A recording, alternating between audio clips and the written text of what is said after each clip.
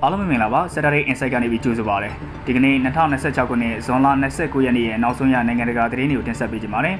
အခုတင်ဆက်ပေးခြင်းတဲ့သတင်းကတော့ဗင်နီဇွဲလားနိုင်ငံမှာကြုံတွေ့နေရတဲ့ပြင်းထန်တဲ့ငလျင်ဘေးအန္တရာယ်တွေနဲ့ပတ်သက်တဲ့နောက်ဆုံးရအခြေအနေတွေကိုတင်ဆက်ပေးတော့မှာဖြစ်ပါတယ်ဒီဘက်တွင်းမှာပဲဗင်နီဇွဲလားနိုင်ငံကိုပြင်းအား 9.2 နဲ့ 9.5 ရှိတဲ့ငလျင်2ကြိမ်ဇက်တိုက်လှုပ်ခတ်ခဲ့ပြီးတော့တိတ်ဆုံးသူရေအတွက်ဟာလူပေါင်း1500နီးပါးထိမြင့်တက်လာခဲ့တာဖြစ်ပါတယ်အဆိုအရဆုံးထိခိုက်ပျက်စီးခဲ့တဲ့ဒေသကတော့လာဂွန်ယာပြည်နယ်ဖြစ်ပြီးတော့ကယ်ဆယ်ရေးလုပ်ငန်းတွေကိုဆက်လက်ဆောင်ရွက်နေဆဲဖြစ်ပြီးချင်းတန်ကျင်းရဲသူများကိုရှာဖွေကယ်တင်ရန်ကြိုးပမ်းအားထုတ်မှုများလည်းအပြည့်အဝဆက်လက်လှုပ်ဆောင်နေကြောင်းတွေ့ရှိရပါတယ်။နိုင်ငံရဲ့မြို့တော်ကာရာကတ်စ်မြို့ရဲ့မြောက်ဘက်ကီလိုမီတာ40အခန့်ကွာမှာရှိတဲ့ကမ်းရိုးတန်းဒေသဖြစ်တဲ့လာဂွန်ယာပြည်နယ်ဟာအဆောက်အုံများစွာအုပ်ကျိုးပင်များနဲ့ကွန်ကရစ်အပိုင်းစာများဖြင့်လုံးဝပြိုကျပျက်စီးသွားခဲ့ပြီးတော့နိုင်ငံရေးနဲ့စီးပွားရေးအကျပ်တဲကိုကြာရှည်စွာရင်ဆိုင်နေရတဲ့ဒီနိုင်ငံတွေကိုနိုင်ငံတကာကကယ်ဆယ်ရေးအဖွဲ့တွေကလည်းအစုလိုက်အပြုံလိုက်ဝင်ရောက်ပြီးကူညီပေးခဲ့ကြတာဖြစ်ပါတယ်။ယာယီတမ္မတဒက်စီရိုရီဂက်ကကယ်ဆယ်ရေးနဲ့ပြည်သူပြန်လည်ထူထောင်ရေးလုပ်ငန်းတွေကိုဆက်လက်လှုပ်ဆောင်နေပါတယ်။ဒီနေ့မှာပဲအများပြည်သူတွေအသက်ရှင်လျက်ပြန်လည်တွေ့ရှိခဲ့ပါတယ်။ဒါကြောင့်လုပ်ငန်းများကိုရပ်နားမှာမဟုတ်ဘဲနဲ့ကျွန်တော်တို့အမြဲတမ်းမျှော်လင့်ချက်ရှိရှိနဲ့ဆက်လက်လှုပ်ဆောင်နေသွားမှာဖြစ်ပါတယ်လို့ပြောကြားခဲ့တာဖြစ်ပါတယ်။ပျက်စီးသွားတဲ့အဆောက်အုံတွေကိုပြန်လည်နေထိုင်နိုင်ခြင်းရှိမရှိနဲ့စစ်ဆေးဆုံးဖြတ်ပေးမဲ့သမ္မတအဆင့်ကော်မရှင်အဖွဲ့တရက်ကိုလည်းဖွဲ့စည်းသွားမည်ဖြစ်ကြောင်းကြေညာခဲ့တာဖြစ်ပါတယ်။ဝန်ကြီးများနဲ့တူပြောကြအောင်မှာတော့လာဂွန်ယာပြည်နယ်တွင်ကျောင်းများကိုနောက်ထပ်တစ်ပတ်ကြာပိတ်ထားမည်ဖြစ်ကြောင်းနဲ့လျှက်စစ်တာအားများပြန်လည်ပြန်ပြမှုကိုလည်း85ရာခိုင်နှုန်းအထိပြန်လည်ရရှိပြီဖြစ်ကြောင်းသိရပါတယ်။အမေရိကန်ရဲ့ဇန်နဝါရီလစစ်စင်ရေးကြောင်းရခိုင်သမ္မတရာထူးကနေဖယ်ရှားခံခဲ့ရပြီးတော့ယခုအစိုးရကိုဦးဆောင်နေတဲ့ရိုဒရီဂက်စ်အစိုးရကလာဂွန်ယာဒေသတဲ့သူအကူအညီပစ္စည်းများကိုတည်ယူပို့ဆောင်ပေးနေကြတဲ့ပြည်သူ့စေနာဝန်ထမ်းများကိုကျေးဇူးတင်ရှိကြောင်းပြောကြားခဲ့ပေမဲ့လမ်းကြောင်းသွားလာမှုကိုတော့ကန့်သတ်ချုပ်ချယ်မှုများပြုလုပ်ခဲ့တာဖြစ်ပါတယ်။ရင်ကျောပိတ်ဆို့မှုကြောင့်အရေးပေါ်ကယ်ဆယ်ရေးများလျင်မြန်စွာသွားလာနိုင်ခြင်းမရှိတော့တဲ့အတွက်ဒီလိုလှုပ်ဆောင်ရတာဖြစ်ကြောင်းအစိုးရကရှင်းပြခဲ့တာဖြစ်ပါတယ်။ရခိုင်ကအမျိုးသားလွှတ်တော်ဥက္ကဋ္ဌနဲ့ယာယီသမ္မတအင်ကြီးဖြစ်သူဂျော်ဂျီရိုဒရီဂက်စ်ကလည်းတိတ်ဆုံးသူအရေးအတွက်ဟာတနင်္ဂနွေနေ့တရက်ထဲမှာပဲနောက်ထပ်20ဦးရေတိုးမြင့်လာခဲ့ပြီးတော့စုစုပေါင်း1450အထိရောက်ရှိခဲ့ပြီဖြစ်ကြောင်းပြောကြားခဲ့တာဖြစ်ပါတယ်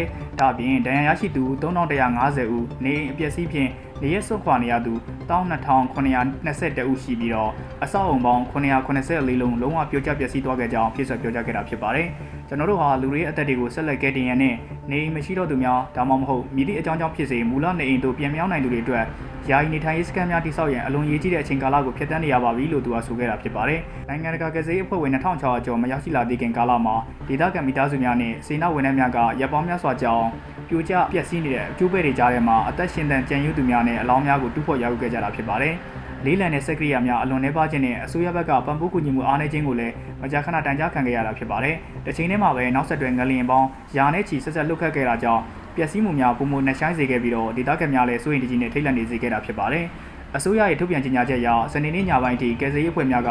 လူပေါင်းအနည်းဆုံး33ဦးကိုအသက်ရှင်လျက်ကယ်တင်နိုင်ခဲ့ပြီးတော့အဲ့ဒီထဲကကလေးငယ်များလည်းပါဝင်တာဖြစ်ပါတယ်။ဒါပေမဲ့လူပေါင်း1000နဲ့ချီကတော့ရှာဝယ်တွေ့ရှိခြင်းမရှိသေးပဲပျောက်ဆုံးနေသေးပဲဖြစ်ပါတယ်။တနင်္ဂနွေနေ့မှာတော့ဖခင်တဦးနဲ့သူ့ရဲ့သားငယ်ကိုပြိုကျနေတဲ့အကျိုးပဲ့များအောက်မှာအသက်ရှင်လျက်ပြန်လည်ထုတ်ယူနိုင်ခဲ့တာဖြစ်ပါတယ်။သူတို့ဟာငလျင်လှုပ်ခတ်ပြီးတော့၄ရက်ကြာပိတ်မိနေခဲ့ကြတာဖြစ်ပြီးကယ်ဆယ်ရေးအဖွဲ့တွေကအချိန်နဲ့အပြိုင်အရှင်ကိုမြင့်ပြီးတော့နောက်ထပ်ရှင်သန်ကြံရည်သူတွေကိုရှာဖွေကယ်တင်ရန်ကြိုးပမ်းနေကြတာဖြစ်ပါတယ်။အစိုးရကတော့ပိတ်မိနေသူဒါမှမဟုတ်ပျောက်ဆုံးနေသူအရေးတက်ကိုယာကနန်းသာဖော်ပြထားပြီးမှလည်းနိုင်ငံရေးအတိုက်အခံဖွဲ့များကဖြန့်ဝေထားတဲ့ website တစ်ခုကတော့တနင်္ဂနွေနေ့အချိန်ထိလူပေါင်း9000နီးပါးအထိနေရာမတည်ပဲပျောက်ဆုံးနေစေဖြစ်ကြောင်းဒါဟာတရက်ထဲစောပိုင်းကတင်ပြခဲ့တဲ့9500ထက်အနည်းငယ်ရော့ကျသွားတဲ့ကိန်းဂဏန်းပမာဏဖြစ်ပါတယ်။နောက်တစ်ခုကတော့ရှင်သန်ကြံရည်သူတွေကိုကယ်နိုင်မဲ့အချိန်ကာလကန့်သက်ရှိတယ်ဆိုတဲ့သတင်းဖြစ်ပါတယ်။အမေရိကန်ဘူမိဗေဒစစ်ဆေးရေးအဖွဲ့ကဒီပြင်းအား9.2နဲ့9.5ငလျင်2ကြိမ်ကြောင့်တိတ်ဆုံးသူရေအတွက်1000ထိရှိလာနိုင်ကြောင်းခန့်မှန်းထားကြရတာဖြစ်ပါတယ်။အကယ်၍ဒီလိုဖြစ်ခဲ့မယ်ဆိုရင်တော့ဒီငလျင်ဟာလက်တင်အမေရိကနဲ့ပြီးခဲ့တဲ့ရာစုနှစ်အတွင်းအသက်အနည်းအများဆုံးငလျင်တွေတဲ့တစ်ခုဖြစ်သတ်မှတ်ခံရမှာဖြစ်ပါတယ်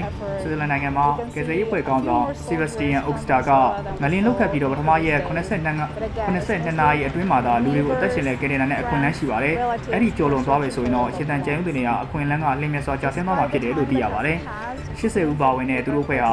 ရှာဖွေရေးခွေးရှိကောင်ရဲ့အကူအညီနဲ့အကျိုးပေအောက်ကနေပိတ်မိတဲ့လူအများပြားရှိကြောင်းတွေ့ရှိခဲ့ပေမဲ့အချိန်မီထုတ်ယူကယ်တင်နိုင်ခြင်းမရှိခဲ့ကြောင်းကိုလည်းသူကဖြစ်ဆက်ပြောကြားခဲ့တာဖြစ်ပါတယ်။စနေနေ့ညပိုင်းမှာတော့ငလျင်လှုပ်ခတ်ပြီး82နာရီပြည့်မြောက်ခဲ့ပြီဖြစ်ပါတယ်။အမေရိကန်နိုင်ငံရေးဌာနကစနေနေ့မှာအမေရိကန်ကယ်ဆယ်ရေးအဖွဲ့ကလေးငယ်တွေကိုကယ်တင်နိုင်ခဲ့တဲ့အဖြစ်အပျက်ကိုချီးကျူးဂုဏ်ပြုခဲ့တာဖြစ်ပါတယ်။လူမှုကွန်ရက်စာမျက်နှာပေါ်မှာလည်းတန်ခမောက်တက်ဆင်ထားတဲ့ကယ်ဆယ်ရေးအဖွဲ့တွေဟာစောင်းအုပ်ထားတဲ့ငွေကျွေးနေတဲ့ကလေးငယ်ကိုအကျိုးပေအောက်ကနေထုတ်ယူနေတဲ့ဗီဒီယိုဖိုင်ကိုလည်းမှတ်တမ်းတင်ထားတာတွေ့ရပါတယ်။ကိုလံဘီယာနိုင်ငံမှာကယ်ဆယ်ရေးအဖွဲ့ကလည်းအသက်17နှစ်အရွယ်ကလေးငယ်မိုအီဆက်ကိုကယ်တင်နိုင်ခဲ့တာဖြစ်ပါတယ်။သူဟာအကျိုးပဲတွေအောက်မှာ3မီတာနှက်ဆိုင်တဲ့နေရာထိပိတ်မိနေခဲ့ပြီးတော့စကန်နာကိရိယာဖြင့်နေရာအတိအကျကိုရှာဖွေတွေ့ရှိခဲ့ပြီးမှသာကယ်တင်နိုင်ခဲ့တာဖြစ်ကြောင်းရိုက်တာသတင်းဌာနကလည်းဖော်ပြထားတာဖြစ်ပါတယ်။ဒဏ်ရာရရှိနေတဲ့လက်တစ်ဖက်နဲ့အတူ လူနာတင်စင်ပေါ်မှာထုတ်ယူခဲ့ရပြီးတော့ပြင်ပအလင်းအောင်ကြောင့်မျက်လုံးကိုထိခိုက်မှုရှိစေရန်အဝတ်ဖြစ်ဖုံးခဲ့ရကြောင်းသိရပါတယ်။ကံကောင်းစွာနဲ့ပဲသူ့ရဲ့မိခင်နဲ့အမတို့ကတော့ငလင်ပေးကြောင်းသိဆုံးခဲ့ကြရတာဖြစ်ပါတယ်။မက္ကဆီကိုနိုင်ငံမှာကယ်ဆယ်ရေးအဖွဲ့ကလည်းကာရာဗယ်လာဒေသရှိပြိုကျနေတဲ့အဆောက်အုံတစ်ခုမှာနောက်ထပ်အသက်17နှစ်အရွယ်ကလေးငယ်တဦးကိုကယ်တင်နိုင်ငံကြောင်းယာယီသမ္မတရိုဒရီဂက်စ်ကလူမှုကွန်ရက်စာမျက်နှာကနေဗီဒီယိုနဲ့ထုတ်ပြန်ခဲ့တာဖြစ်ပါတယ်။ဗာတီကန်မြို့မှာရှိတဲ့ပေါ်ရမင်းကြီးလီယိုကလည်းတနင်္ဂနွေနေ့မှာကိုးကွယ်သူတွေစုဝေးစေပြီးတော့ဂျာဒီမီကငလင်ဘေးဒဏ်ခံခဲ့ရတဲ့ဗီနီဇွဲလားနိုင်ငံသားညီကိုညီမများနဲ့ကျွန်တော်တို့ရဲ့နှလုံးသားချင်းပြီးခဲ့စွာရှိကြောင်းပြောကြားလိုပါတယ်လို့သူကဆိုခဲ့တာဖြစ်ပါတယ်။ကယ်ဆယ်ရေးလုပ်ငန်းများတွင်လည်းပါဝင်ပေးသူများအားလုံးကိုကျေးဇူးတင်ရှိကြောင်းဖော်ပြခဲ့တာဖြစ်ပါတယ်။အမေရိကန်စစ်မြေယာရှိသူကလည်းစနေနေ့ကထုတ်ပြန်ပြောရမှာတော့ယခုချိန်ထိထရန်ဆိုယာဂရီပေးထားတဲ့အမေရိကန်ဒေါ်လာတန်150ပြင်နောက်ထပ်တရက်တွင်မှာပဲနောက်ထပ်ဒေါ်လာတန်ပေါင်းရာနဲ့ချီတန်ဖို့ရှိတဲ့အကူအညီစီစဉ်တရက်ကိုထပ်မံကြီးညာသွားမယ်ဖြစ်ကြောင်းသိခဲ့ရတာဖြစ်ပါတယ်။အတိုက်ခံခေါင်းဆောင်နဲ့နိုဘယ်ငြိမ်းချမ်းရေးဆုရှင်မာရီယာကိုရီနာမာချာတိုကလည်းတနင်္ဂနွေနေ့မှာမီဒီယာများကိုပြောကြားရမှာတော့မကြာသေးမီကမိမိနိုင်ငံသို့ပြန်လည်ရောက်ရှိခဲ့ပြီဖြစ်ကြောင်းပြောကြားခဲ့ပါတယ်။သူမဟာ2024ခုနှစ်ကသမ္မတရွေးကောက်ပွဲပြီးနိုင်ငံတကာလေးလာသူများကအတိုက်ခံအဖွဲ့ကအနိုင်ရခဲ့တယ်လို့မှတ်ချက်ပေးထားပေမဲ့နိုင်ငံတွင်းမှာလူ့ဝတ်စာနေထိုင်ခဲ့ပြီးတော့ပြီးခဲ့တဲ့ဒီဇင်ဘာလကစုရင်းနိုင်ငံပြည်မှာထွက်သွားခဲ့တာဖြစ်ပါတယ်။အမေရိကန်အင်ဂျူရောရောက်အရာရှိတူကလည်းရိုက်တာသတင်းဌာနကိုပြောကြားရမှာတော့သူမရဲ့နိုင်ငံအတွင်းပြန်လည်ရောက်ရှိလာပြီဖြစ်ကြောင်းနဲ့ဝါရှင်တန်ကအစစ်မြစ်ရာရှိများကိုစိုးရိမ်မှုခံစေကြောင်းနဲ့ဘေးရန်တွေဖြစ်ပွားပြီးကြာသေးခင်အချိန်မှာဒီလိုလှုပ်ဆောင်ခြင်းဟာမတင်တော်သေးကြောင်းမှတ်ချက်ပေးခဲ့တာဖြစ်ပါတယ်။ဒါ့အပြင်ဖက်ကွန်ပြည်နယ်နောက်ပိုင်းကလျှက်စစ်တပ်အပြတ်တောက်မှုကြီးဖြစ်ပွားခဲ့တာကြောင့်ဗင်နီဇွဲလားနိုင်ငံရဲ့စက်ရုံကတနေ့လျင်စီပေါင်း6,450,000တန်းစင်နိုင်ငံရှိပြီးတော့တနင်္ဂနွေနေ့မှာလုပ်ငန်းများကိုခိတ္တရန်နှန်းခဲ့ရကြောင်းလည်းသိရပါတယ်။ဒါကတော့နိုင်ငံတကာနဲ့ပတ်သက်တဲ့နောက်ဆုံးသတင်းတွေဖြစ်ပါတယ်။အားလုံးကျေးဇူးတင်ပါတယ်ခင်ဗျာ။နောက်ထပ်နိုင်ငံတကာသတင်းတစ်ခုမှပြန်လည်တွေ့ဆုံကြပါမယ်။ရှင်လန်းချမ်းမြေ့ကြပါစေခင်ဗျာ။ Three-lane highway.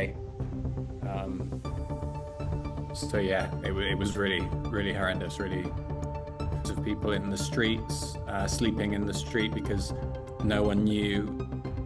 if there'd be another earthquake, and there's been more than 20 aftershocks. So everyone was too scared to go back inside. But yeah, there was definitely a feeling of chaos on the streets last night and worry. But it was also nice to see people come together. Like I said, people from the building